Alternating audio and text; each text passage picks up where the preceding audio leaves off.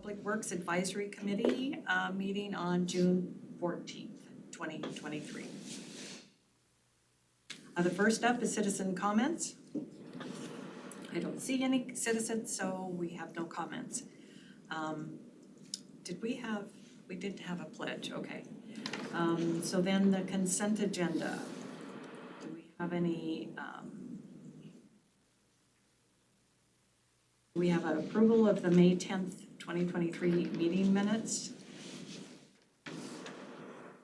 Thank you. It's been moved. Do I have a second? A second. Been moved and seconded.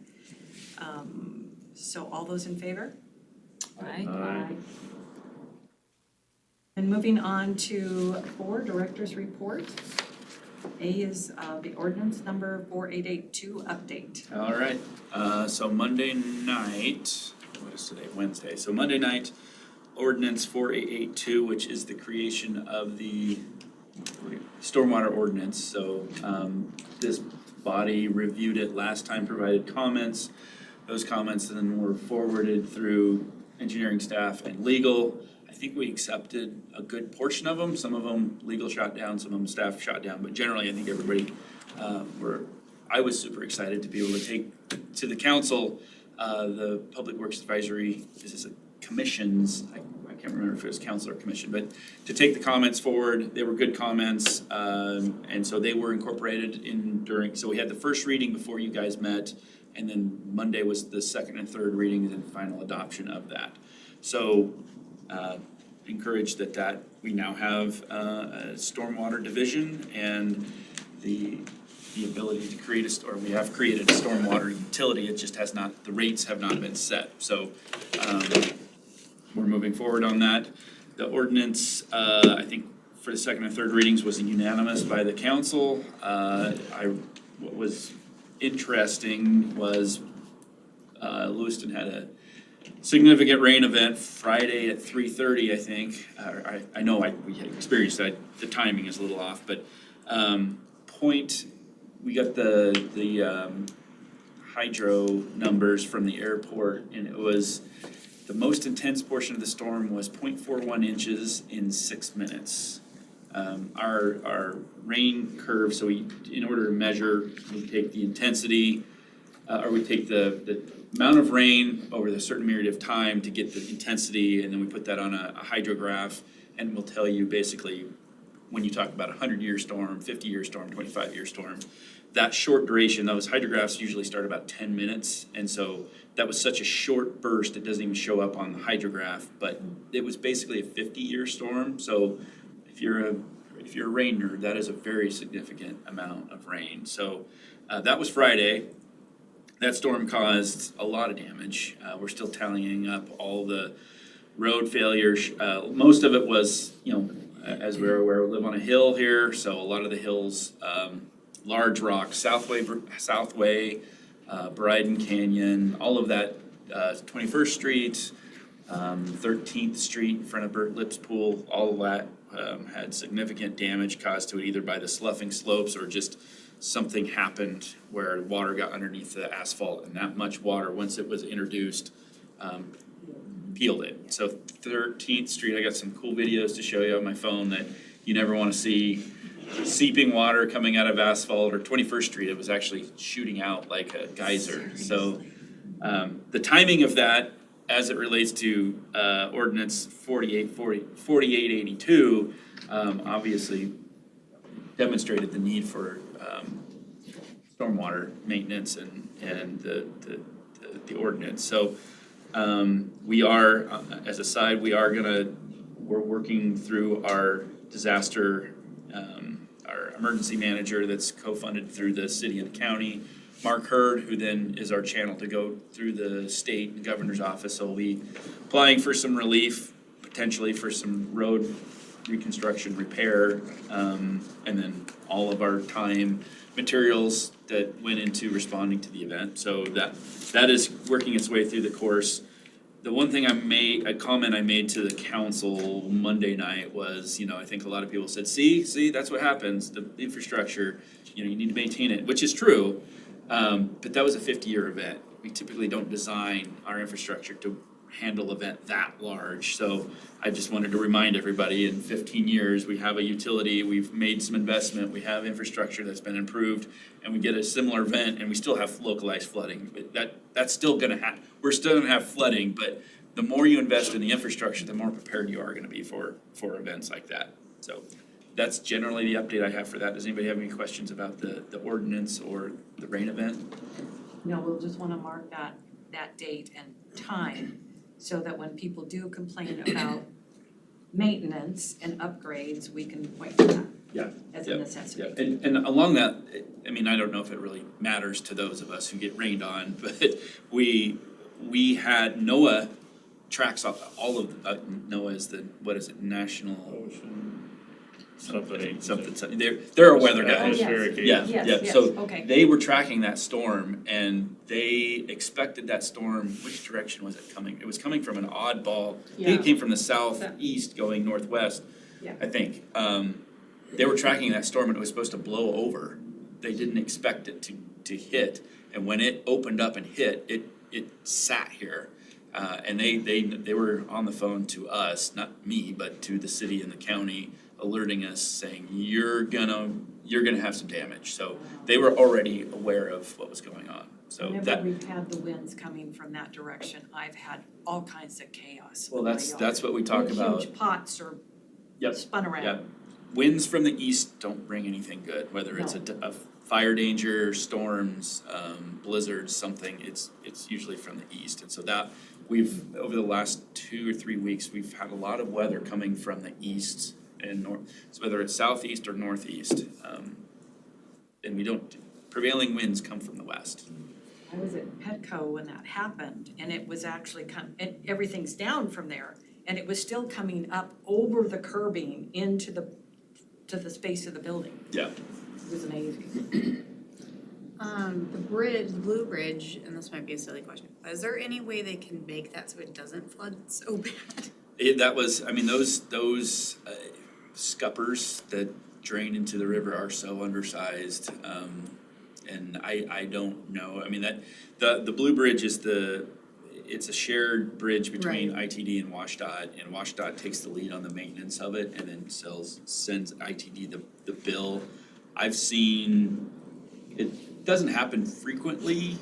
I think this is the first time I've seen it in person, but I've seen multiple pictures. Yeah. About once a decade, Right. once every 5 years. I've never seen it in person, but I always, I've I just seen- never near it, I guess, when it Yeah, happens. there's always great pictures of it, and you can always track, oh, that one, there was one in 2000, I think this was the worst, obviously. there was but- one in 2014 or 13 that was Pretty real bad. similar to that, and you get those microbursts, and that was what that event was, Yeah. and at least the 13, and yeah, I don't know, that's a good question, I just know I've had some conversations with WashDOT, and that bridge rating is at capacity, so we've talked about putting another sidewalk cantilevered off the side, and it's at capacity, so there's no more. So, like, it messes with the structurability of it if you change anything? Yeah, or- but I don't think it would make a difference if you're cutting in additional drainage into it, so I don't know. Versus making them bigger. Yeah, Keeping them clean is a huge issue, and that's part of the maintenance, and having it on a regular schedule, and a lot of them don't, they just don't have them on regular schedules. Yeah. And so it takes events like these to kind of force everything and force the issue at hand to put it on a regular schedule. Right. Yep. So, It's kind of unfortunate, because it's not really within our hands, obviously, but it is definitely something that's, We're affected by it. we're Yeah. affected by. you can always, request letters, so, maybe this is something where this committee could request a letter be sent, that, the agencies consider regular maintenance is due to, the issues and stuff that we see, we could request some sort of a regular maintenance. yeah, one thing that we do, which I can bring up, is there is the MPO, so the Metropolitan Planning Organization, there is the policy board, which sets policy, but then there's a technical advisory committee. And on that technical advisory committee, we have representatives from ITD, the county, and WashDOT. And so next time we have that, I might just bring it up and ask them. Or send a letter too, from behalf of this committee or something. Yeah, I Send a think letter, that would be basically good. say, the committee requests, that I think that's Regular a great maintenance. idea. Also, I think it kind of shows like, even though it's not necessarily with, like, in our, you know, like, we don't have control over it, but we as a committee are still saying, hey, we're affected by this as a city, but we still want to do our best to try to make that happen. When do you think you'll get the final tally of how much, how long it'll That's a take? good question. A lot of this stuff is, Maybe next month. it's like 21st Street, seeing that water come under the pavement and then shoot out somewhere else. We haven't found any voids. I mean, we've actually gotten the ground penetrating radar out. We found areas of voids, but they're not coming to the surface right now. And so it will be weeks if not months before everything will kind of expose itself. It's mud right now. Yeah, well, that was like 13th Street in front of Bird Lips. When I went out there Friday, right after the event, it was, I mean, the slit in the road was about the width of this table. Well, it was all full of water, and as the water finally drained out, it's collapsed and it's about the width of the lane. There was a gas line in there, and it looked like the water went right down the trench of the gas line and just chewed out underneath all of the subgrade underneath the road, and then the asphalt kind of came in underneath it, so. So when you talk about those voids coming to the surface, that eventually create a sinkhole Yep. on 21st Street. Yep. The joke I have, so when we did the borings on 21st Street, looking at that pavement rehabilitation project that we're working on, I was shocked that there is no sub-base under 21st Street. It's just river cobble. So, Seriously? yes, Probably why we all those potholes, no? exactly. There's no, it's bad pavement and there's no sub-base to hold that up. And so, and you're running a large volume of, a lot of trucks use that. And so that's why you have, I mean, on the edges with the pavement, as bad as it is, it's gets pushed up against you've got rutting.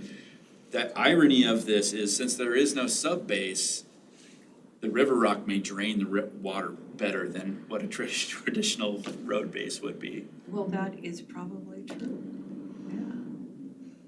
Oh my God. I can send you the picture of, because we did there was a wastewater line we had to fix right across the street from the Salvation Army on 21st. Went in there and we were shocked. And we said, well, I hope this is just this section. And no, we did 30 borings all the way up, and they were all cobble with 3 to 12 inches of asphalt, I think is what the takeover. So, 3 to 12. any other questions, comments on the stormwater ordinance before we move on to the next one? Ready to move on to high reservoir and irrigation district, restrictions, sorry. Yes, so High Reservoir, the project is on schedule. So the group meets every Thursday at 1:30, just for a general update. I haven't been out there for a week. Generally, everything I hear is everything's on schedule. So most of the on-site work, I believe, is done or getting pretty close to being complete. Waiting for materials. The materials that we're waiting for are the liner, which is supposed to be here any day now. I think the reps were coming out to kind of start getting it, doing whatever they do.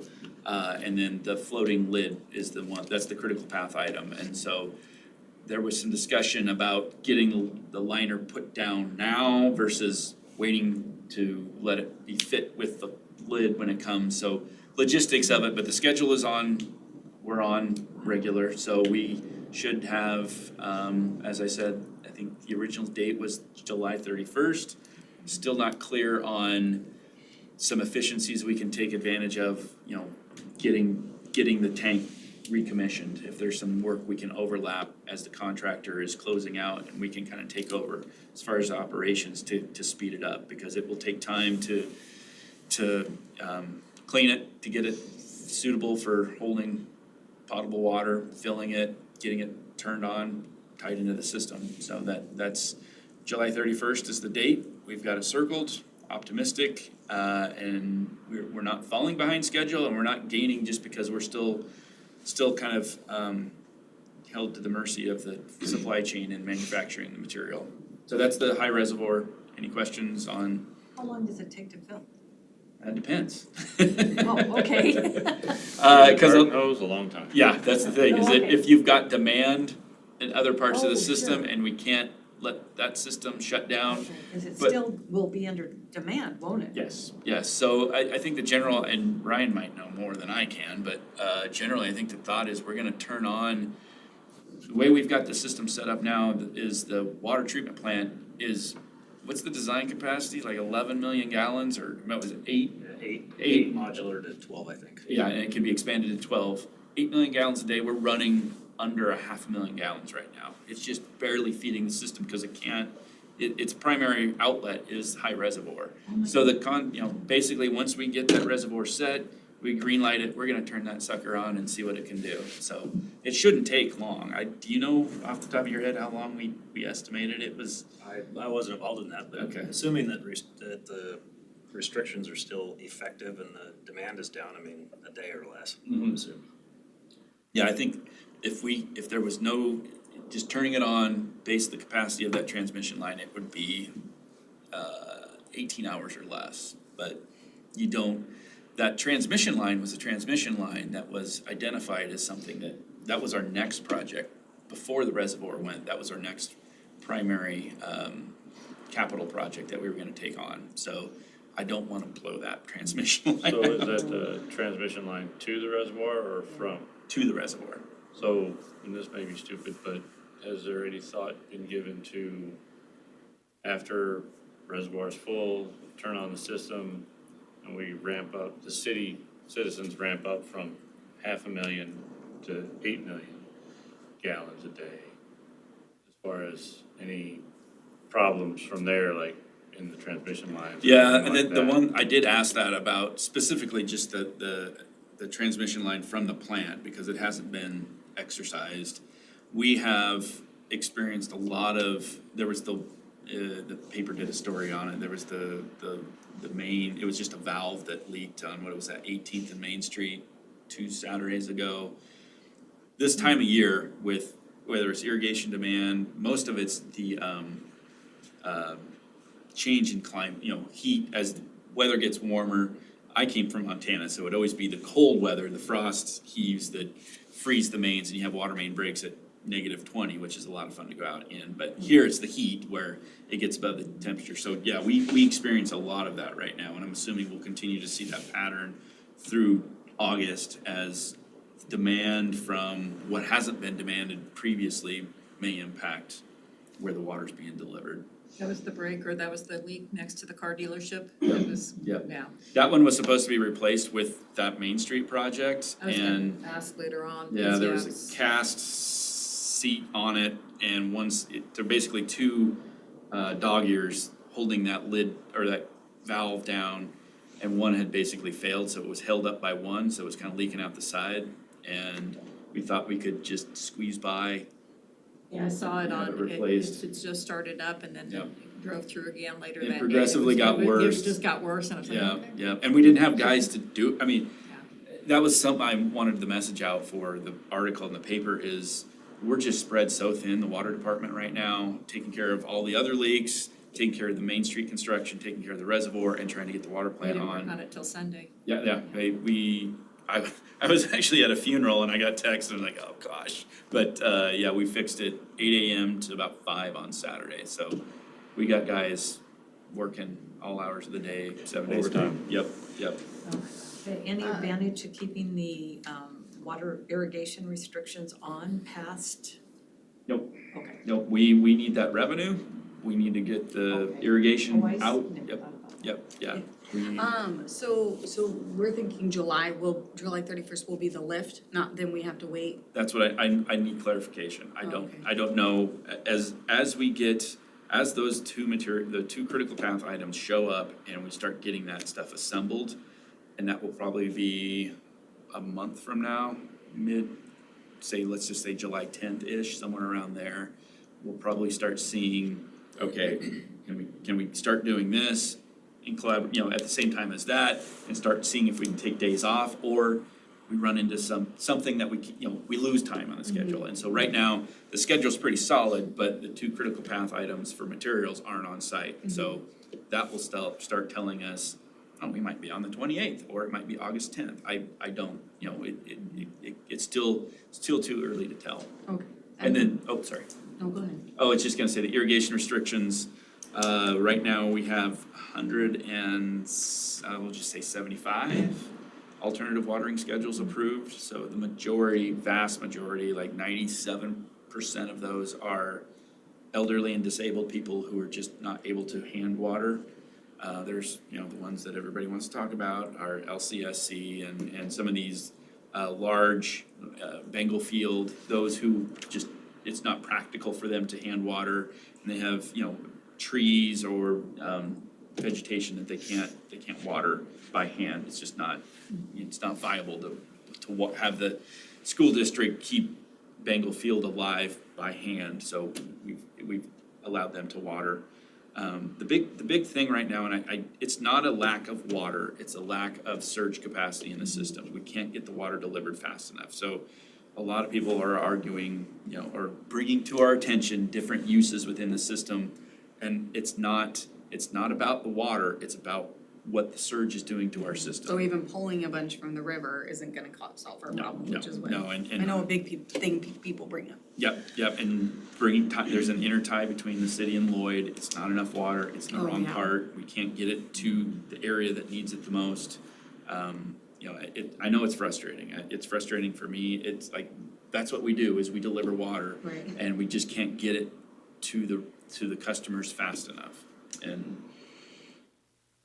So one question was, are we gonna update the website? Cause obviously you heard the comment. Yep. That we haven't heard any updates on that city website. And then the second one was, is it maybe a good idea to put what the criteria is to allow the alternate watering schedules, so then maybe people can kind of. It's all on there. Oh, is it on there? If That's it's my not, fault for not looking. if it's not, I mean, there's the part, I do weekly updates on the reservoir project. I've included pictures every week, all of that stuff, and it's in chronological order.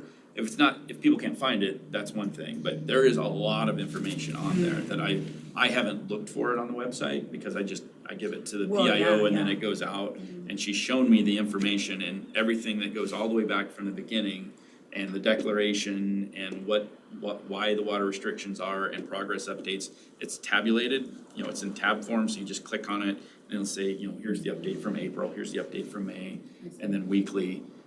But, you know, that's something I've been trying so hard to get the word out. And there's Facebook updates and there's website updates, and I've been working with the Tribune. The Tribune's gonna starting this Friday, kind of like what they did with COVID, just a table or a quick update of percent complete on the reservoir and a couple other questions they wanted included. That will be very Yeah, helpful. and so I'm an engineer, I'm not a PIO or a marketing person, but if there's any better ideas of how to get the word out, I I'm think it's that all tab ears. at the top of the website Yep. that doesn't, it seems like It's what is kind of- happening is it doesn't auto update to say, hey, there's Yeah, a new update. yeah. And if it did that, then they would just click on it and go, oh, okay, Yeah. so that's not on your end. Yeah, But and that's part, and I was over at the PIO's office yesterday talking about exactly that. Yeah. Of whatever, if it's just gotta be a big red box in the middle of the website and you click on it, that's great. Yeah. I'm not a web designer, No, yeah, and yeah. And that's part of the problem, is they can't find it, cause when you get into these emergencies and there's too much information, people can't find it. Yeah, They yeah, get, yeah. they Yep. get, they get Kinda lost. overwhelmed and they Yep, shut down, yep. that's the first thing they tell you in marketing. So, you know, so somehow just having the current update and only put that, and then if they want more information, you send them to all the other, because, yeah, Yep. they'll shut down. Develops our website, but I know the mayor's on it because he's Yep. gotten countless feedback on our Yep. website and not just being, not being user friendly, so. Yep. But we'll and keep I'm- at it and keep looking, so. Yeah, and that's where I'm out, so every Thursday I go out, or no, Friday I go out in the morning and I go climb around the hill Yeah. and take what you pictures can, and update. try and get as much information as I can, and you know, full disclosure of trying to say, if we're behind schedule, I would tell you, if we're ahead of schedule, I'd tell you, but at this point, we're right on schedule. I can give you, you know, invoices and show you what we spent, and whatever anybody wants to Right. know, I can provide all of that. Oh. And I've done my best to get out in front of it, cause a lot of public works projects, people don't care. Yeah. You know, just get out of my way and be done with it. Yeah. This one, I think people are very, wanting to know, and I'm trying to get, you know, there's a lot of the rumors of we knew it was leaking, which is not true. Why did we wait till June to start to do anything, which is also not true. All of these different rumors trying to, you know, what's the source, you know, it's a. I've had the conversation in the grocery store with some Yeah. folks, and so I've tried to help squash, cause they're Yeah. those. Yeah. It's amazing what the rumors are, and, you know, well, and then when they have, well, if this project's going so fast, why can't all their other projects? Well, you know, Yeah. so trying to explain that to some people, and it's been interesting. Yeah, and anybody, I mean, and Ryan who works in it, that, you know, it's like the community drive reservoir that we're working on, the planning stages for that started years ago. And to get through the, you know, the master planning and then the design and construction, all of that stuff takes so much time to get through the process, and regulatory authority approving it, it's community drive reservoir started in 2019. 2023, it's still not finished. I mean, and we're gonna have this high reservoir done, basically turned over in a 6-month period. Yeah. 7 months. Pretty amazing. It's, yeah. So on the high reservoir, is it better to, or have we thought about the events down below it in Sunset Park area as far as impacting the residents there? I mean, showing where the water goes for these rain events, and God forbid something like that ever happen again. Is that something that we would want to incorporate into or is it too late, or make it a project in the future? What we did after that event was to go through each individual reservoir and look at the overflow and look at just the pipe in the reservoir itself, and then look at where that overflow goes. And even when one massive undertaking that we had during the reservoir, if you remember, the reservoir ruptured and it was 4.5 million gallons. We still had 1 million gallons sitting in the bottom of that reservoir that we had to get out of it. Because it's sitting on top of the pipe, so we wanted to get it out, so it was completely disconnected from the system. And so we had to go through and find, you know, the overflow had never been, I shouldn't say never, but in our lifetime had never been used. We never needed to overflow this or discharge it. So we went through, and actually that was Jeff's first week, and so Jeff got to experience the drainage pattern, and it goes into the storm system. And so tracking all of, you know, where these you know, it's everything from ditches to pipes, then back into ditches and then down below. And so we've worked through a lot of those, but trying to identify, there's some that, you know, there's one up by the golf course that we had to find where it daylighted. It goes underground, and then we know it comes out of the golf course, but where at, things like that. Right. So doing our best to track down the information that, you know, you put on an overflow for a reason, but you never really use it, and so you wanna make sure it's functional. So, I mean, and just because I get asked questions too, part of the reason for this ordinance and the fee is to improve that kind of thing. Yeah, I mean, that, once that So it overflow is. doesn't, so it doesn't go into people's yards or their basements, and Yep. things like that. Yeah, that, I mean, that's, the people are asking, you know, so what does this money go towards? And so the city's storm drainage infrastructure has to be maintained. It may have to handle a storm event that we saw on Friday, or it may just handle a small, or maybe handling a discharge from a reservoir, but it has to be maintained. And that's, you know, proper, you know, if it's a ditch, it's cleaning out the vegetation and making sure it still drains and there's no obstructions. If it's a pipe, we gotta run through and TV it, make sure, again, there's no obstructions. If there's treatment facilities that are tied to it, retention, detention ponds, those all, I mean, all of this is required to be maintained, and that's not free.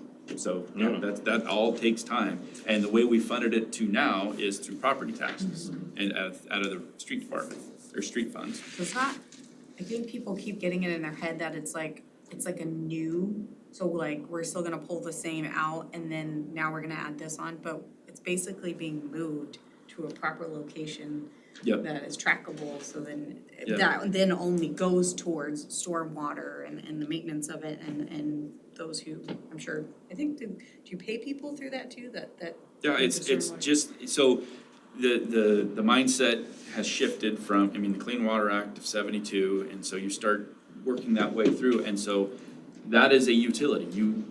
You're provided a service, so there is a cost to that service, and you're creating an enterprise fund, so just like water, sewer, now you have stormwater, and the funds that are generated through that utility go to pay the people to maintain that system, the equipment to fix it, and the actual materials that are used to keep that system running, and that's what it's there for.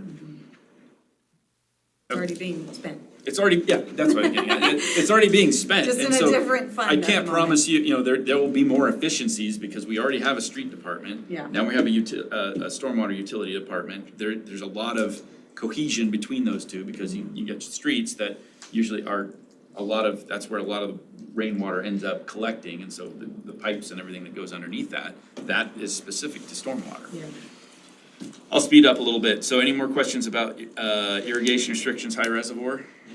We'll move on to downtown construction projects. Downtown construction projects, the biggest one is that water main project that I think is everybody here, or everybody here, everybody's ready to have that be done. Yeah. I think where the switchover, Ryan, is going on right now, or has already occurred. Yeah, so the tie-ins for the Group A, which is the stuff on the west end, is happening now, should be complete early next week. That stuff's supposed to be paved on July 3rd, was the next available date for paving, and then the other project's supposed to be completed by July 14th. The stuff down by The stuff Holland. on the, Yeah. So, we were talking before the meeting that this was I'll leave Crow, that there's so many things going on that I think the specs need to be tightened up.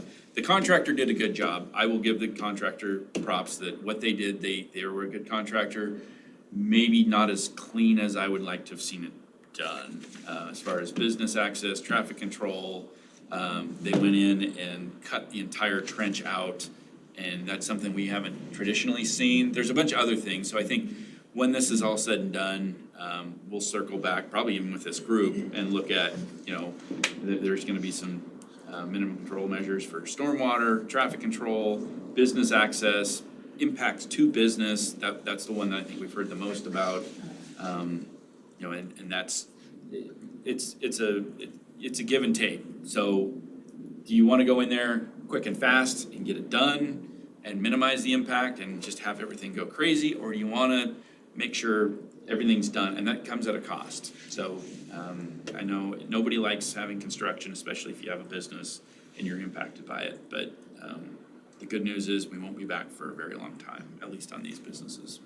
It's also a matter of new stormwater requirements Yep. for contractors coming forward, because a lot of how that was done is in for storm drain or stormwater, that's not gonna be allowed. Yeah, if you've ever driven in a phase one city, where they've had these stormwater control measures around for decades, and then you show up in somewhere that's a more rural community, you're kind of surprised at what people can get away with. So, not to say it gets away around here, I'm just saying, I've been to some rural areas and. It's just part of what's gonna have to happen when you're talking about all those things. That's gonna be part of the norm too, is including all of those items as well.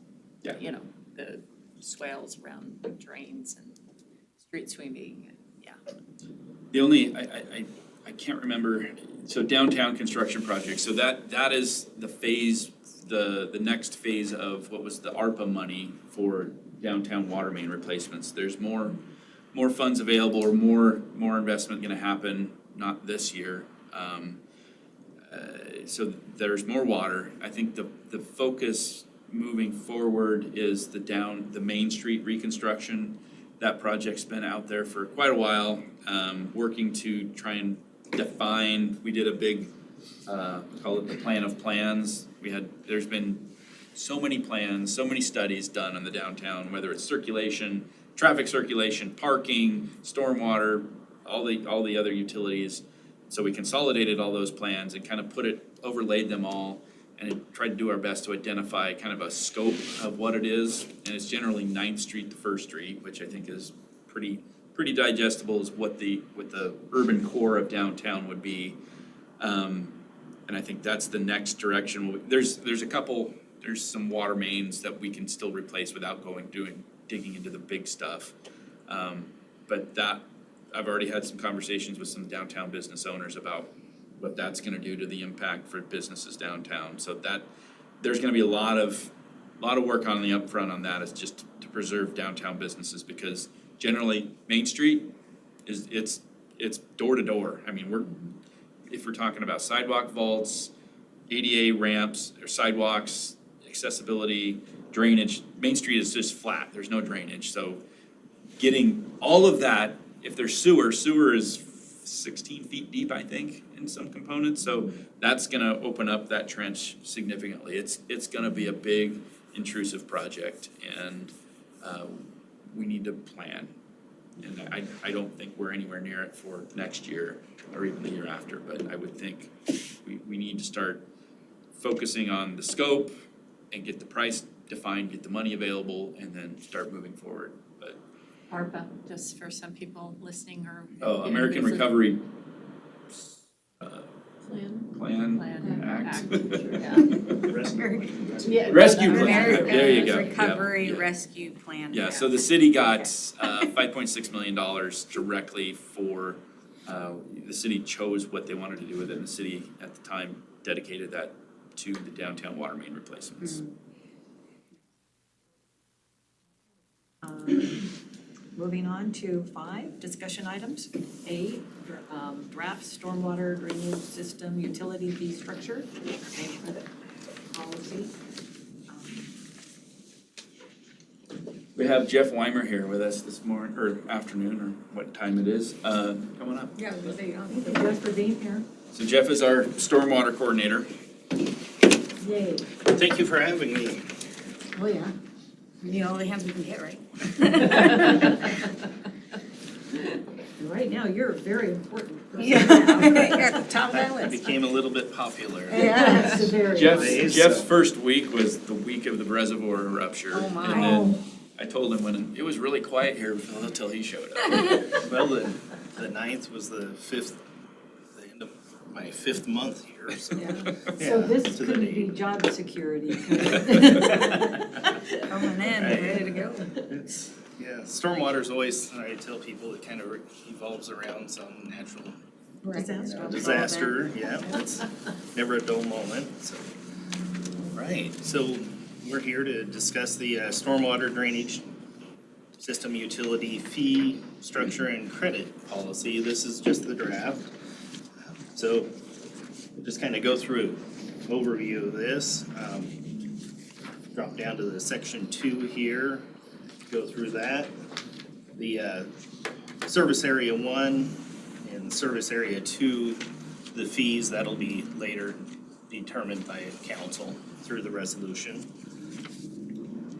Area 1, or the ERUs, that's one ERU is equal to 4,500 square feet of impervious surface area.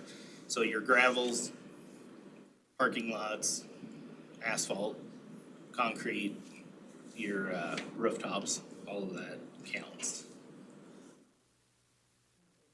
ERU is, can you tell the public what ERU stands for? It is the equivalent residential unit. The utility assistance program will be available for the eligible citizens. That's the circuit breaker program. Moving into the commercial properties. All commercial properties, hotels, dwellings, larger than a fourplex, industrial properties, public properties, and facilities, et cetera, are to be defined as commercial property. The number of ERUs, a commercial property, is billed each month is determined by the total amount of impervious surface area on the property. And that, so Haley has up here on the board, an example, the City Hall has 17,250.95 square feet of impervious surface. So the city would be billed for ERUs for that. That's just one building, Just for the. not Parks and Rec, not this building. Correct, yep, that was just, we pulled up City Hall as an example. I have a question. And this, I mean, you wouldn't probably put it in this, but there's people saying that the orchards wouldn't be involved in that. That's not correct, right? No, Yeah. anybody in the city limits. Right, if it meets the criteria of where the water and everything, okay. Yes, there's the swale town and then pipes, Yeah, Pipeville, I guess is what they call it. So the orchards, more swales, so it'll have a little bit lower ERU yeah. compared to the pipes. They where- have stormwater up there. Yes, Cause they were there like, it oh, is. there's no stormwater in the orchards, I'm like, It wait, rains. what? That doesn't seem right. There's stormwater everywhere. Yeah, I was like. Downhill. Yeah, your swales up there, your shoulders, that's, considered as swales for your Okay. infiltration, which is better than it's not. When you start piping it along areas, then we have higher costs. Thank you. Yeah, residential properties, the single-family resident and the multi-residential, which includes the duplexes, triplexes, fourplexes, mobile home parks, condos and associations, those are all defined as residential properties. The number of ERUs a residential property is billed each month is determined as the following. The single-family resident is equal to 1, and that's not eligible for the credit. The credits are only eligible for the commercial properties. Oh, sorry, one, so it doesn't matter the size of the person's, Correct. as long as it's a residential. Yes. Okay, cool. Yep. Okay, single family, yeah. So if they have a large lot with a shop and paved parking lot or something at their house, or that's all still considered one ERU. Okay, thank you. Multifamily or multi-residential is equal to 0.5 ERU per dwelling. So a duplex, because there's 2 of them, multiply that by 2 equals 1. Triplex equals 1.5. Fourplex is equal to 2 ERUs. Mobile home parks, they're billed just like the commercial property. The mobile home owner will be the one that receives the park owner, the property owner, will receive the bill, and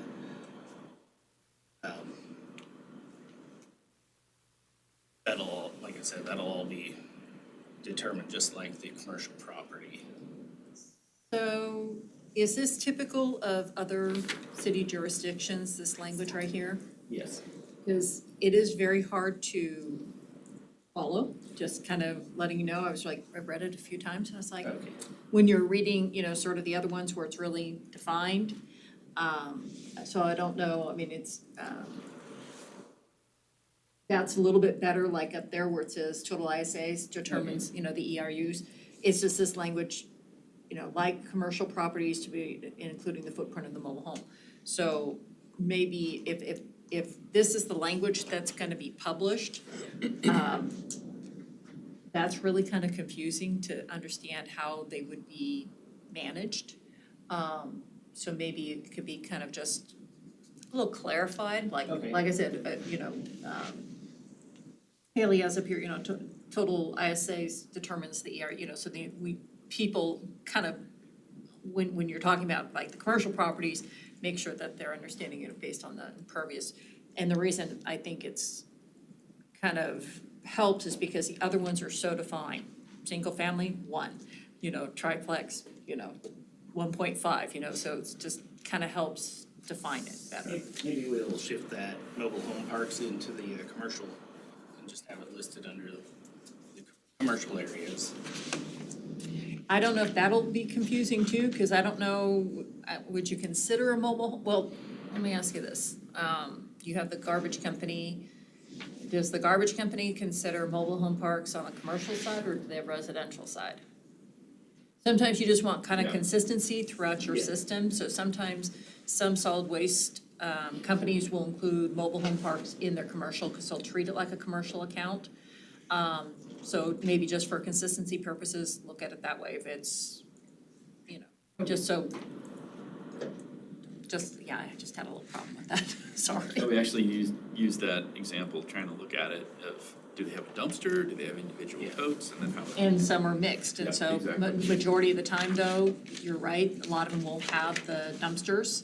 And, instead of individual carts, because it's too much of a pain for a garbage truck to go to each one, so. Question for you on definition of commercial property on there. If you have a residence, let's say in an outbuilding, the outbuilding is used for commercial purposes, how is that treated? Is it based on business licensing? What is that? It's, if they have a business license there, that would be, we'll have to cross all of those as we come to them. Sure. The portion that's being used as the business, that would fall under the commercial properties, and then the portion that's just the single-family residence, that would be considered single-family residence. I think a lot of how that will play out is how it's zoned. If it's in an R1 area and they're just doing something in a shop in the back, you look at it, don't really know anything. But if you're on Thane and you're surrounded by asphalt and it's a commercial district, even if there is a residence there, it would probably be more considered a. Because there could be a lot of home offices that work out of their jobs. Well, Friday, as far as, I'm sorry, I'm wrong. That property that's down in Snake River, that's not city City property, property. so that's gonna affect the city. Yep. So is that just a hornet's nest or we Yep, screwed? yeah, we're, it's not there is a few, they do have city water, there is agreements with them, and those are contracts for that specific service, so we have a contract with them for water and sewer, but we don't have a contract with them for anything else, so that gets brought up, I hadn't even thought of that quite yet, because it is in the county, so the city has no jurisdiction to assess them for that, so that. So, and that brings up another question as far as all of this and maintenance with roads and things like that, because our city streets are in the county. Yeah. How does that not, go together, yeah. Well, I mean, it was, if you noticed in that rain event, the cleanup efforts, because you've got multiple jurisdictions, you even have the Corps there. So the county did show up, because that is a segment of county road right in front of ATK and then under the Southway Bridge. That is all county, so they were out there cleaning it up, elbow to elbow with us, the city cleaning up the off-ramp as it came down Brighton. So it isn't the most efficient use of how government agencies can cooperate, but they do cooperate. I mean, the mayor might be able to figure that out. I think Jeff alluded to it, that as we start rolling this out, there's gonna be more questions that haven't been considered yet. Thank you for bringing that one up so that we can look into that. Address it. better to address it now than later.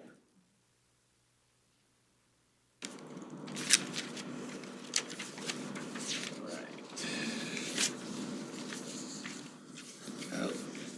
Well, on the next page, there's the condominiums, and they're equal to the 0.5 ERUs to each condo owner, unless there is a condo association, in which case the condo association be treated like the commercial property, and then, so the condo association owner of that parcel would be billed. So again, the clarification so that they'll understand both if they do qualify as commercial or not. Okay. HOA though would be different, right? Like a community of housing that has an HOA. No, those are Those are individual lots, Yeah. or individual owned parcels, Yeah. even if they're in an HOA, so. There's a shared, I don't think we have any, but it may, if there's an like you have a HOA that has a gazebo that is its own parcel that's owned by the HOA, that parcel would then be charged. If the HOA owned it, they would pick up the utility on They that. have a park. Open space isn't assessed. Yeah. Okay. It's just hardscaping.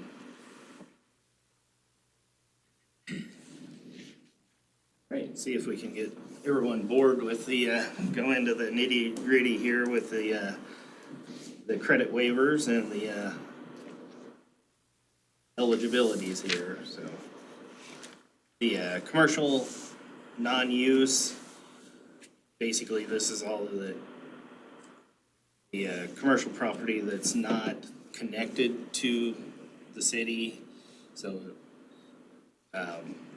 it retains 100% of its stormwater during a 100-year, 24-hour event, and does not drain at all to the city system. If it's not improved at all, if it's basically commercial property that's bare land, that's not assessed either.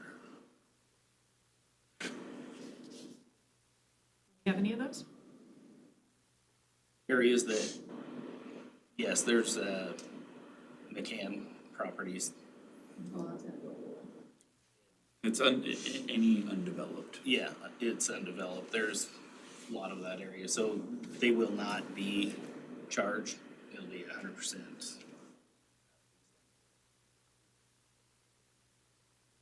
Vacant, undeveloped property.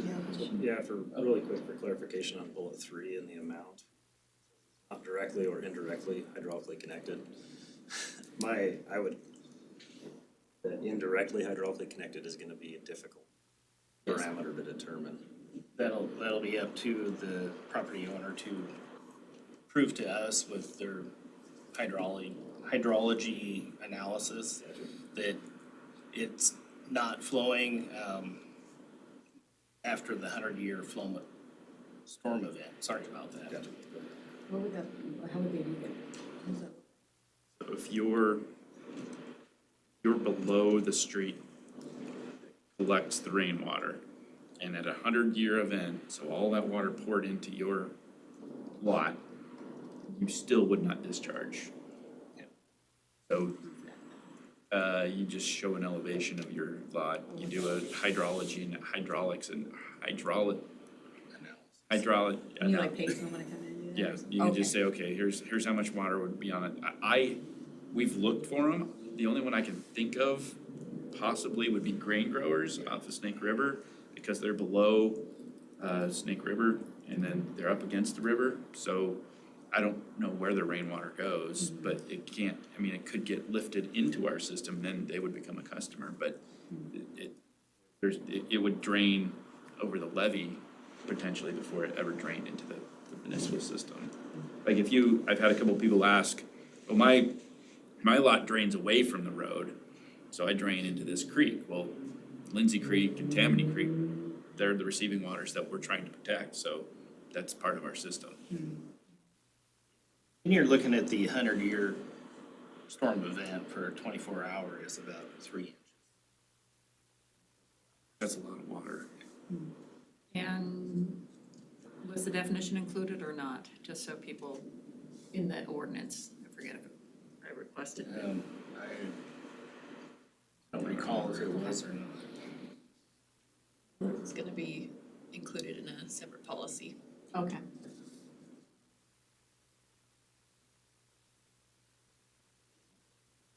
All good?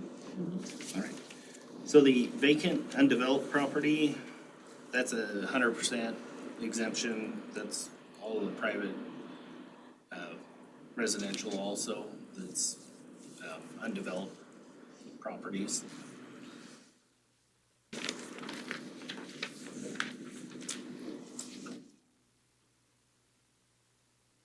Commercial on-site gravel areas. So there's the non-compacted gravel, truck traffic, it's not being used for storage or anything to where it's gonna compact. So there's still some infiltration that's,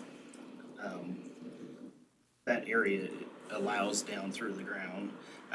That applies, there's a 15% credit that can be applied for that. All of the landscaping areas, that's 100% waived because that'll all be, that's basically, we're claiming that as undeveloped. Okay, How does that work for people's lawns then? By that, sorry, Oh. maybe I misunderstood. so all of your planter strips, all of it at a commercial property. So we're Oh, I just see. at the commercial properties. Yep. That's allowing area for the water to absorb. Yeah, versus going up, yeah, I understand. So based on this last storm event we had, I'm just now thinking about this one a lot over the weekend. Having read this one about gravelled areas and a 50% quote, when you see the volume of gravel and river rock and everything that is out in Oh, the yeah. streets right now. And all of that has to be cleaned up by the Public Works Department. And so it makes you wonder now, you know, if that type of a storm event happens, you know, who's to say, you know, some of these other storm events where all that material comes out and, you know, they're getting, you know, 100% waiver to a 15% area. I don't know. Kind of was curious after seeing the volume of material that got shoved into the roadways that are having to be cleaned. I don't know, just wanted to throw that out there for the group. Most of the parking lots are, correct me if I'm wrong, Dustin, most of the commercial parking lots are paved. Mhm. Most of them are compacted. Yeah, I mean, this conversation was kicked around a lot, obviously before the event on Friday. Yeah. And trying to define, because there are gravel parking lots that drain really well, then you have compacted gravel that they're essentially asphalt. And so to try and find where you could, where you conservatively would be best to consider a credit or even not consider a credit. And I think I was not the one who came up with it, not that I'm claiming it was somebody No, I else's know, I'm fault, but I just don't know the reason why we landed on 15% of a credit. I think there was generally. It's just gonna be very hard, for staff and working on that criteria, you know, with what's here right now. I don't know, maybe thinking it through a little bit more to be a little bit more defined now, so that people just don't think, you know, I've got, you know, gravel or whatever and I'm gonna be fine Yeah. after seeing what we've just witnessed. Yeah, and I think a lot of it So- has to do with the intensity of the event. Obviously, the one Friday was, And then that's not brought up here, so, Yeah, you know, yeah. so how does that?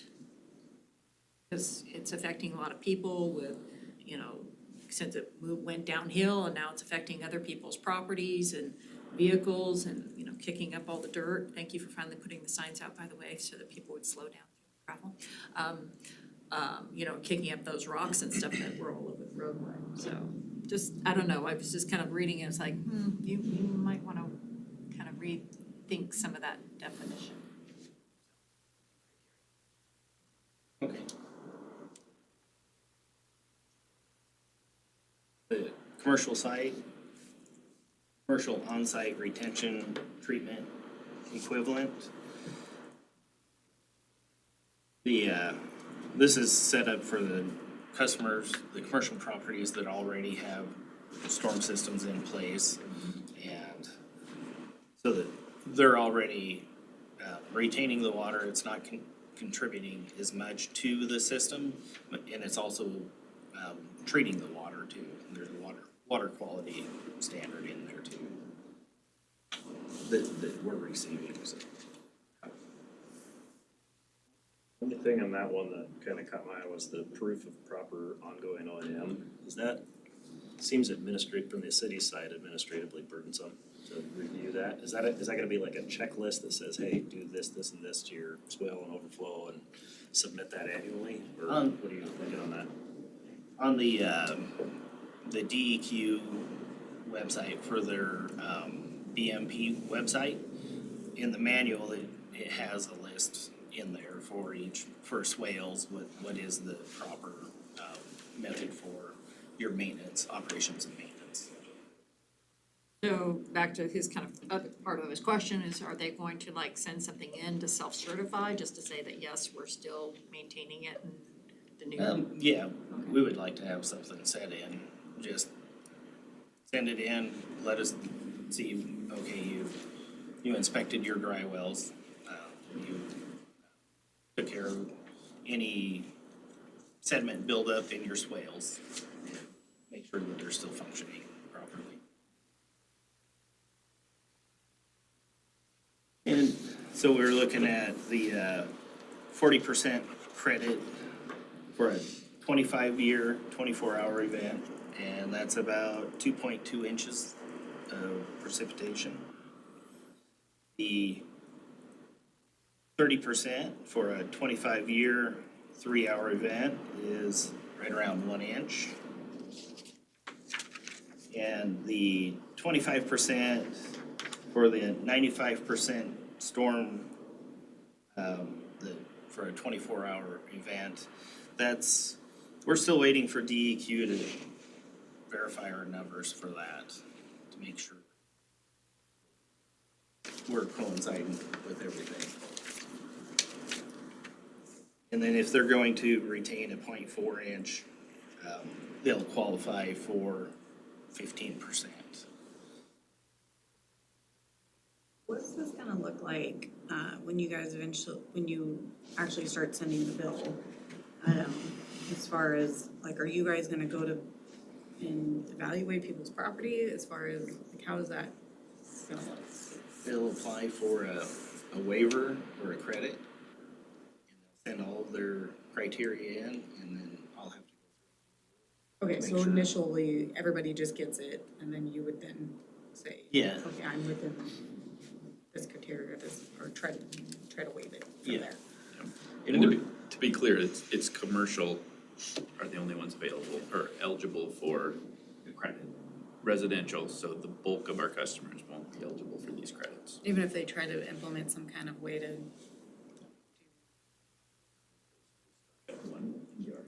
why is that? Why are we not making it so that they can? There's so many, the residentials, makes it, with them receiving the one ERU, that's basically even in the playing field for all residences. Because when we They're first all the started same. this, it was all over the board who was going to get what of that ERU charge. And so I was pleased to see it was just one, and then there's no real question about it. So I think that wasn't originally how it came to us a couple years ago. They were gonna go through and assess each property. It would be very cumbersome. Very cumbersome, yes. I mean, I guess, like, if they wanted to send their own data in to be like, or I implemented these, lessening the burden that's going on to. Yeah, I mean, they would still be eligible for a waiver of if they said we are hydraulically not Okay. connected to the system. Oh, we can review that, but as far as a credit, that wouldn't be available to them.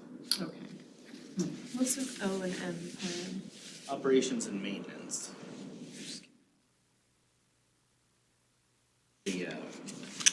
going back to, with the commercial, they have such a large area of impervious surface, so their bills are gonna be substantially Yes. larger. And if they've already implemented, treatment plans or BMPs in place, then they deserve a credit because Right. they're Money reducing spent. the amount of runoff plus water quality improvement. Yeah. No, that makes sense. You consider I always pick on the mall, if the mall was able to design to a 25-year, 24-hour storm and hold back that water or treat it at that site, that would have a significant benefit to our stormwater system. And Or that's, Red Lion Hotel. yeah, any of those well-known, large parking lots that Yeah, have a lot not of at the runoff. fault of them, Yeah. I just, No, it happens, they but- designed when they were built and Yeah, before they were probably Yeah. born, so. Yeah. Doesn't the Red Lion Hotel have a retention pond in the middle of their parking lot? they've made some upgrades. Well, yeah, that's, they have Not made like some, that. that one has floods a lot, and I know they've made some improvements since the last one, this most recent one was just a bit of a surprise. Oh my goodness, that's crazy. But we say that because we haven't had a storm like that in 100 years? Is that Yes, why we're saying, you right? should expect that, Or that's just a, you should expect that, that storm would occur once every 100 years of that nature. What's happening is, I mean, climate change and all this stuff with, whether it's an El Nino or La Nina, it skews the data going forward. So that rain event that we had Friday will be considered as we move forward, and that hydrograph that we measure off of will be slightly different because that's now in our data set. So that, but we haven't had anything like that. That we know. yeah, I mean, that's what that I've heard more frequently, is we're seeing more of these 25-year storms more frequently, so they can't be 25-year storms, which Yeah. it goes back to that, we collect rain data, we collect data, and then that further educates us moving forward of, What to prepare for. we get these events more frequently, and then we look at how frequent they I are. totally misunderstood that. I thought it was saying like, we haven't had a storm like this in 100 years, and I'm like, huh? That's, I'm Yeah. like, I must not be reading that right. We're starting to experience more what they consider microbursts. And Which was that, because it was just so Yeah. much force in one Yep. short amount of time. a little more frequently, short duration, large events.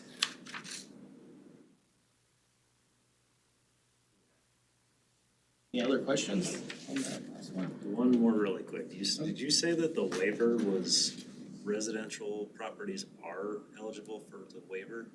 Not a credit, right? Not a credit. If anybody in the system, and I have not found it yet, but if anybody in the system could show that any of their property is not hydraulically connected to our system at a 100-year event, they would be provided a waiver, correct? Yes. Okay, I got Yes. somebody to back in. Because I don't think, that's the whole premise behind the utility, is you are provided a service. If you're not getting any service from it, no matter what property you are, you won't be paying for it. Just like if you had a well, I can't charge you a water bill, or if you have a septic tank, we can't charge you sewer. Gotcha. So they'll be indirectly charged for the public spaces, roads, city properties, those kind of things through taxes. Yes, yeah, the city carries their own portion for those areas, yeah. Makes sense. In the K through 12 activities, the educational,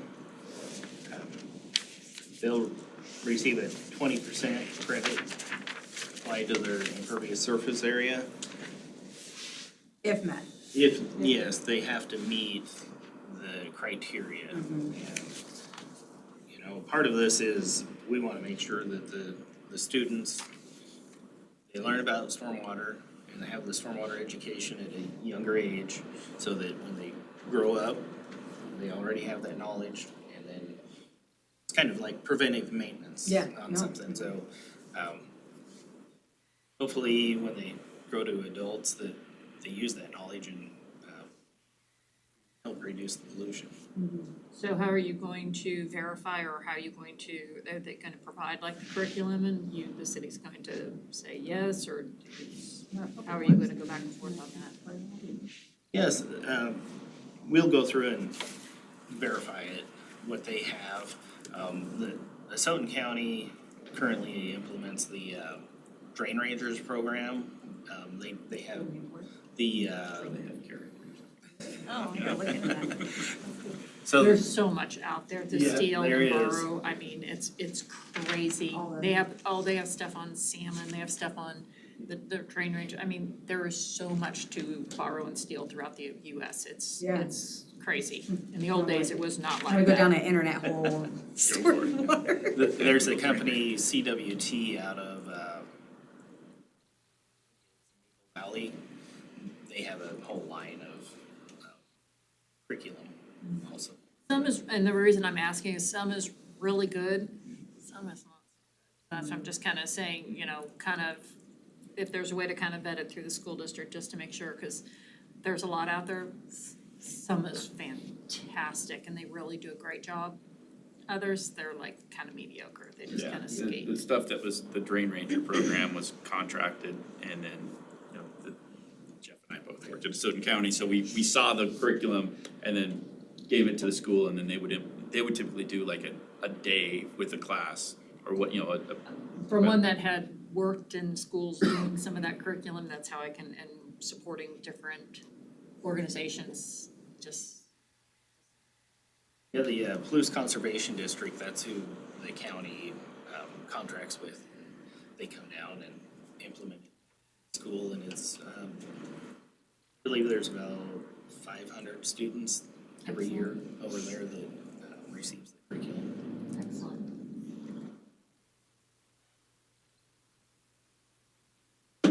The LCSE, they're co-permittees, and they, you know, the 20% credit if the criteria is met. They have to meet all of the compliance with the municipal, the IPDES stormwater permit or the NPDES permit.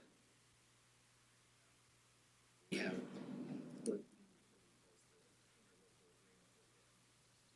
sure that they are meeting that. The public roads, 50% waiver applied to the impervious surface area within the public road right-of-ways. This includes all of the sidewalks also, the city sidewalks. Because those typically slope to the streets, and that they contribute to the stormwater runoff. So who gets charged for that? Maybe I'm thinking. The city does, right? The city, yes. we just charged it 50%. But that's still, that part still comes out of property taxes, Yep. will? Yep. Yes. Any idea even remotely what? They're, Gotta be a pile. yeah, there's quite a bit. And Yes. they're, the technical team is in the GIS, they're currently going through the programs, they're writing the programs to pick up all of that. They're getting really close to having that to where it'll calculate everything. I got the first draft, because LCSC needs theirs for their budgeting, so I just got theirs this morning, so. Does the county and the city split that cost with roads, because we're technically in county, or is it all? I don't know where we landed on that, because, yeah, there is some county roads in the city right away. I don't know yet. Okay. Not a lot, but there is some. Right, okay. Or I guess it's not city right away, there's shared roads, and so I guess if the city-county line splits a road in half, the city will pick up half, and the county will be exempt from theirs. There's county facilities that will be charged, like the fairgrounds and the courthouse.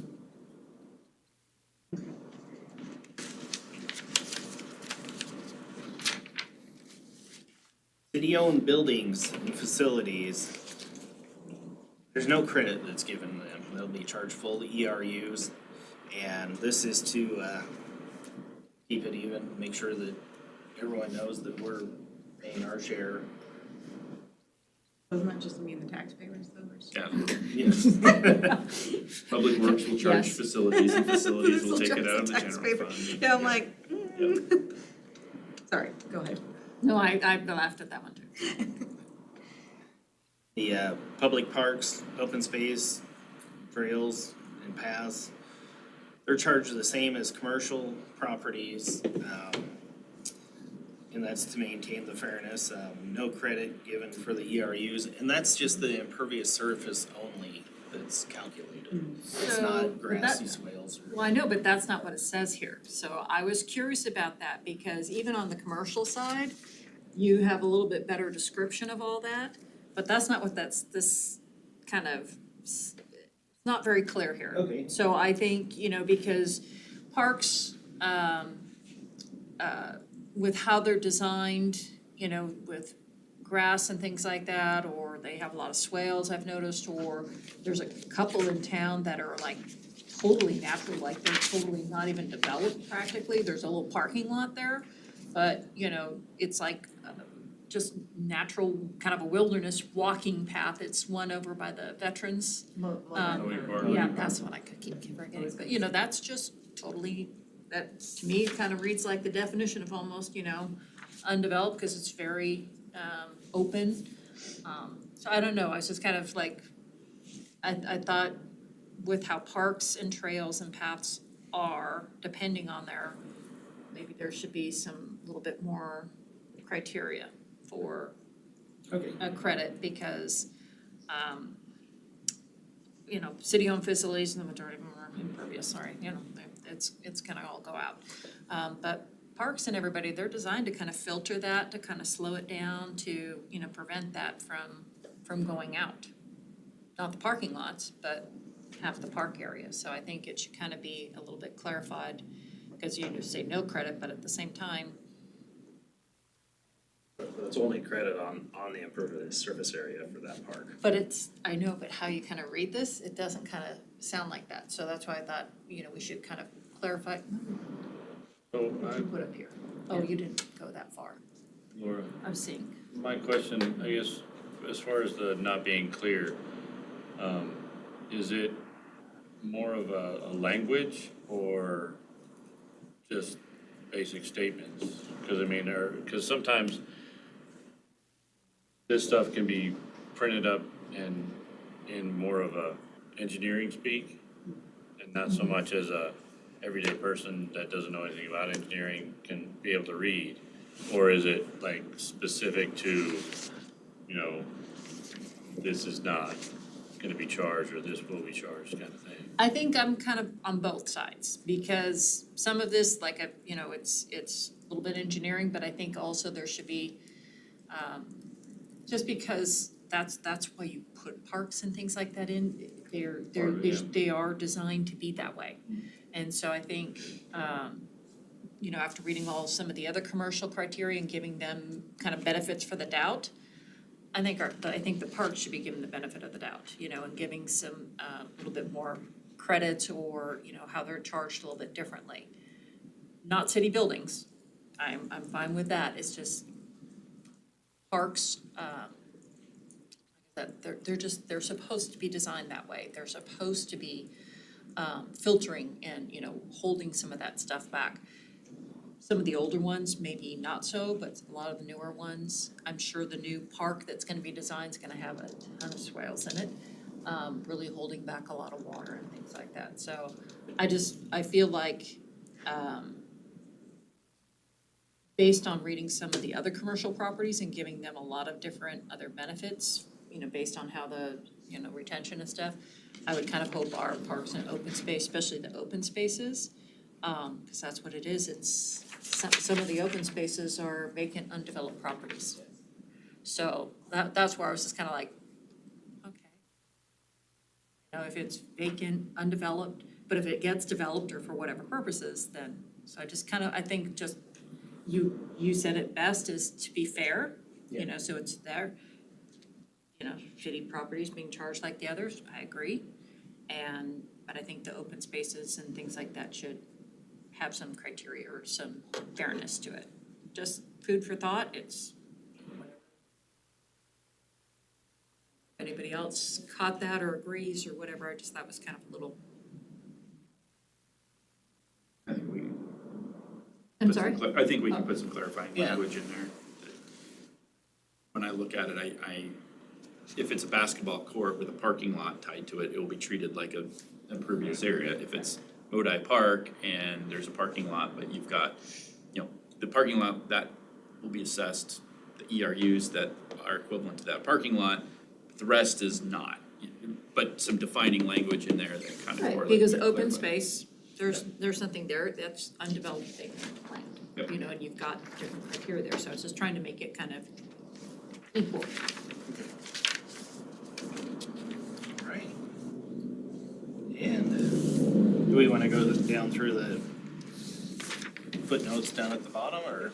Change Did the I- timeline for the meeting. Did I We've bore gone you? over every Yeah, time, so yeah. I don't know. And I whether bored we you to wanna- death already. Oh, no, you're fine. I just know every meeting we've Yeah. at least went over, so I don't know if we wanna change actually how long or try to stick, because I don't know if people have schedules or. And that was my concern at the last meeting, if we add more people, there's gonna be more comments. Right. Yeah, we might wanna do, instead of 12 to 1, maybe, I don't know, 1:30. Okay, well, we can pull the group.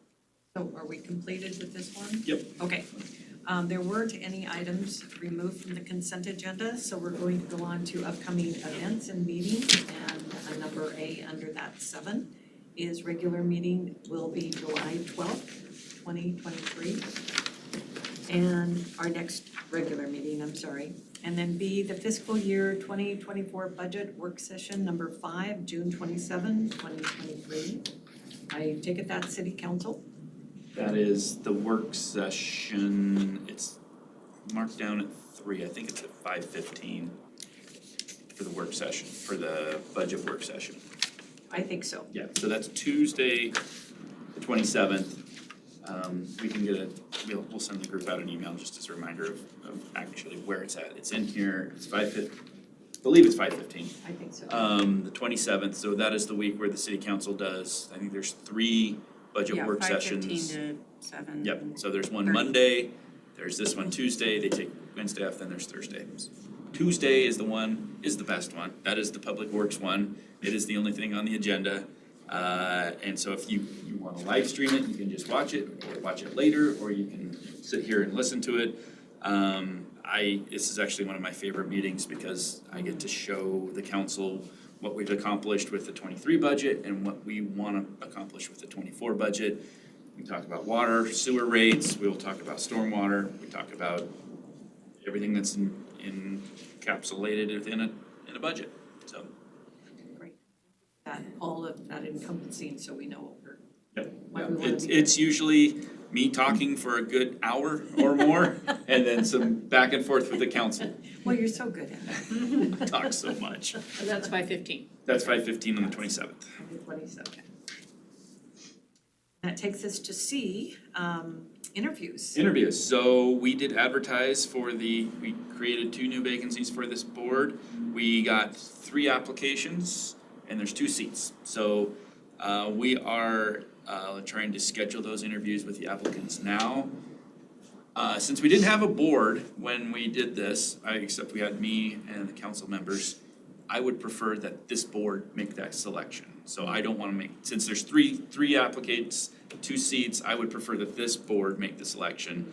If there's a quorum, we need to advertise it. But if it just either drop Haley or I or the clerk a line if you're interested in participating in the interviews, and we can get you added to that. Ultimately, the selection committee will make a recommendation of the 2, assuming that there's 2 qualified candidates that you want.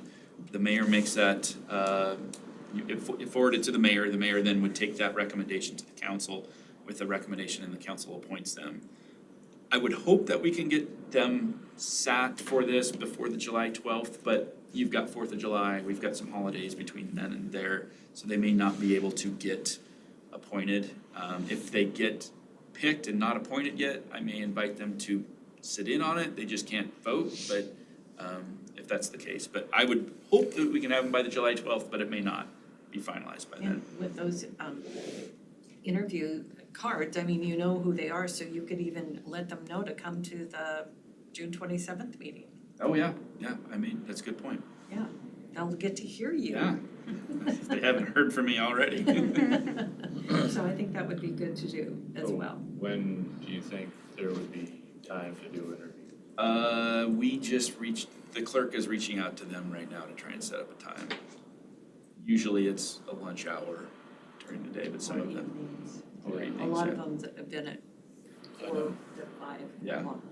So if you are interested, let me know sooner rather than later so we can I'd be make that interested. easier. Okay. I can probably do that, Okay. depending on where it is, when it is, of course. Me as well. Okay, so moving on to unfinished and new business. Board member comments? I have a comment. Okay. I had so much fun in Public Works Day. I had so much fun. I don't know if anybody else got a chance to go, but it was The fun. expo? Yes. Yeah, I took my son. Yep. It was fun and just wanted to compliment the staff on how well they did in their booths and reaching out to the kids and adults and whatnot there.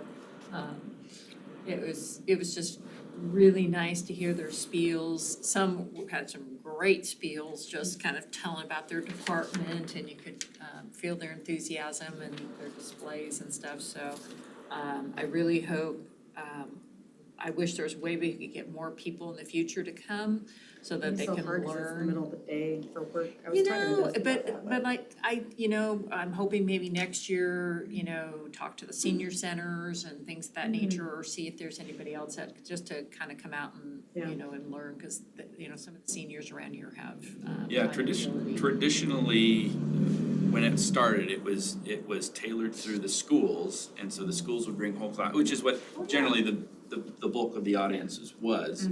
The bulk of the audience was school students on a school bus that came there. I guess All Saints walked, but they're so close. And our numbers were down from traditional. And this year they were, we probably a couple hundred, we peaked at almost 1,000 at one year. We were Last year probably- wasn't too bad. last year was probably our second best year. Okay. The question would be, we could open it up to more, like OUI brought some, we didn't have a single Lewiston school show up, other How than dare you. All Saints, so, Oh my I'm gonna have my kid in school soon, I'm gonna be like, you guys better Yeah. take in kindergartners, even though it was kind a of. little PR work at the school. so site. if we're gonna go focus more on schools and get cause it does become a point where we just can't get enough people through there Right. to experience it, and too And many then- people wrecks it. But if we wanna open it up for different audiences other than school kids, like you said, if it's just citizen groups that wanna participate, we could do that. Get the school kids to bring their grandpa, Yeah.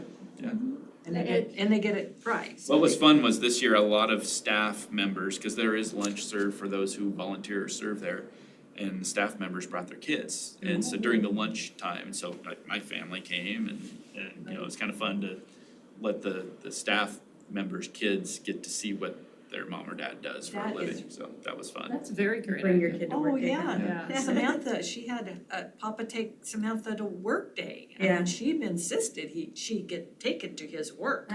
So we can do that for Public Works. Yeah. I just that's wanted to great. say thank you. It was fun, and it's just great to see such a young, energetic staff.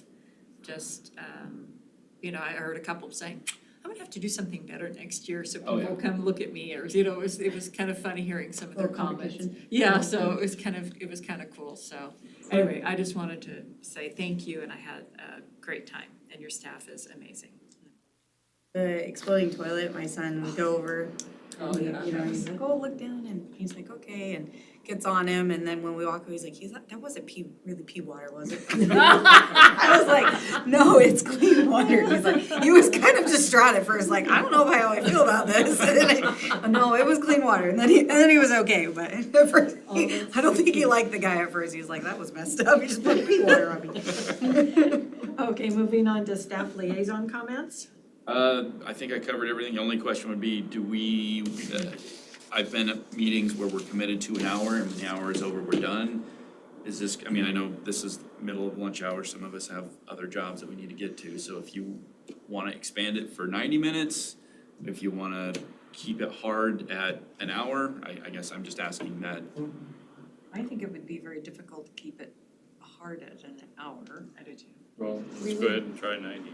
We would need to update the bylaws anyway to bump up the number of the group to 7, so we can add that to the agenda to update the bylaws Okay. to increase the. See how that works and. Okay. So do we want to vote on that? Do we need to vote on that? Let me check. How about we bring back next month amended bylaws and you can read through them. Then we can and- approve them. Yep. Thank you. Future agenda items. Who does this, I get questions all the time, I'm like, who sets the speed limits and who does the yellow lights and how do they, like, for time, like how long you Yeah. have to go through a yellow light, stuff like that. So regulatory signs, the white signs that you see 35, 25 are set by ordinance. Is it an Right. ordinance? Yeah. That's by the city council. We can put advanced warning signs, we do signal timing studies, we do all that stuff internally.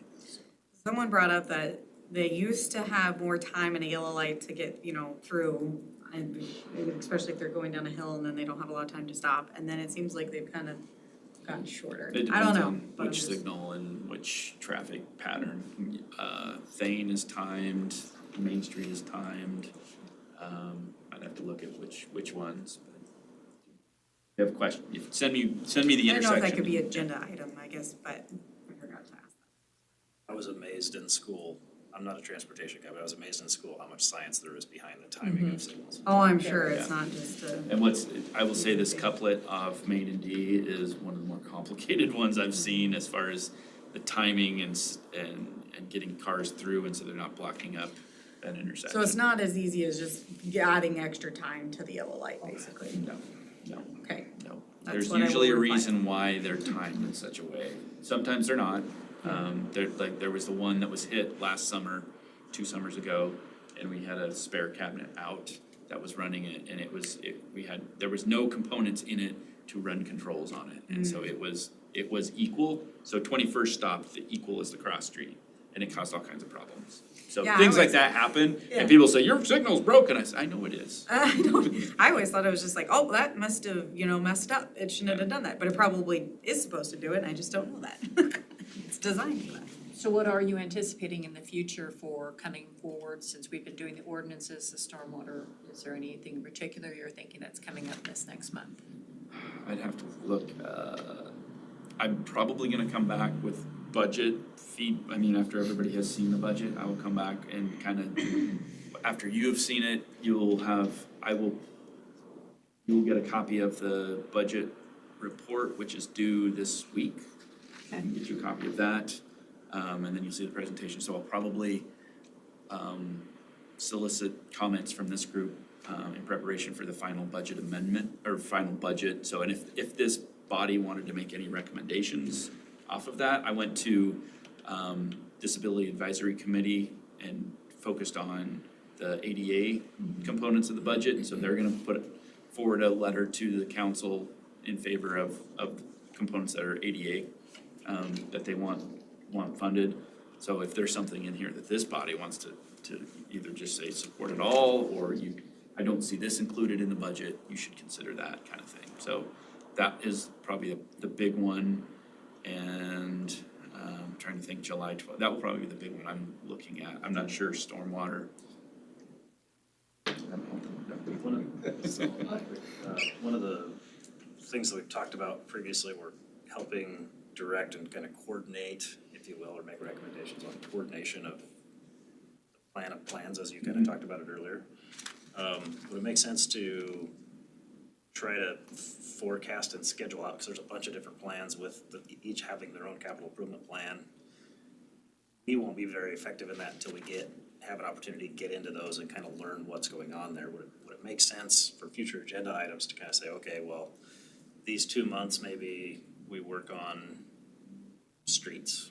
And then the next 2, we kind of introduce and we go over the capital improvement plan for water, and then something like that makes sense? I think that would be. That's what I was trying to, Yeah. because so I know exactly what he was saying. That's better well put. Where we're at right now with stormwater and the reservoir and everything else, it seems like everything is just one emergency to the next, but I think the intent the August is the 3 readings of the budget. So as we kind of set ourselves up for September, October, into the winter, that's probably a good time to start, like, things will slow down and we won't be, running like crazy, and so we can start, like you say, that's a good, I think, work on that. Great idea, thank you. Anything else? Adjournment? Do I have a motion? A second? I'll second. All right, all those in favor? Aye. You didn't even have to finish it. Yep, I got what you're saying.